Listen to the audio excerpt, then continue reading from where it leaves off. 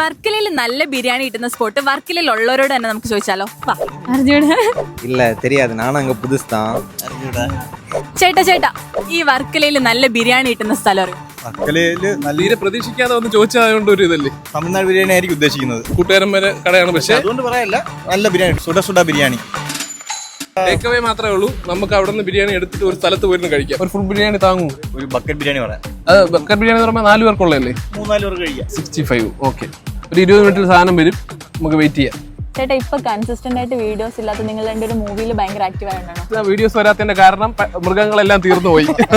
സാധനം എത്തിയിട്ടുണ്ട്. സാധാരണ സ്റ്റിക്കർ ഒക്കെ ഉള്ളായിരുന്നു, ഒരു പരസ്യത്തിന് വന്നപ്പോൾ സ്റ്റിക്കർ പോലും ഇല്ലാതെ വന്നു. കത്തിരിക്ക കുളമ്പ്, ജീരകത്തിന്റെ ഫ്ലേവർ ഉള്ള സാലഡ്. കൊള്ളാം, നല്ല സട്ടിൽ സ്പൈസിന്റെ ടേസ്റ്റ് അല്ല, ലൈക്ക് ഒതന്റിക് ആംബൂർ ബിരിയാണിയുടെ അതേ ടേസ്റ്റ്. അതേ ടേസ്റ്റ് അല്ല, അത് തന്നെ സാധനം.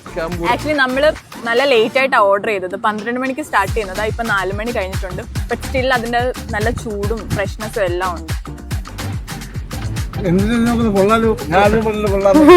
സൂപ്പർ ബിരിയാണി. ഒരു 2000 രൂപ വേറെ സെപ്പറേറ്റ് ഇട്ട് കൊടുക്കുക. കള്ളം പറഞ്ഞതിന് ട്രൈ ചെയ്യുന്നു.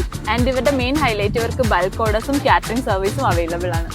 ലൊക്കേഷൻ എന്ന് പറയുന്നത് പഴയന്ത കൊല്ലം സ്റ്റോറിന്റെ തൊട്ടിപ്പുറത്ത്. സോ ട്രിവാൻഡ്രത്ത് ഇതുപോലത്തെ ടേസ്റ്റി ഫുഡ് സ്പോട്ട്സ് അറിയാനായിട്ട് Stay tuned to Southify Trivandrum. Where South finds.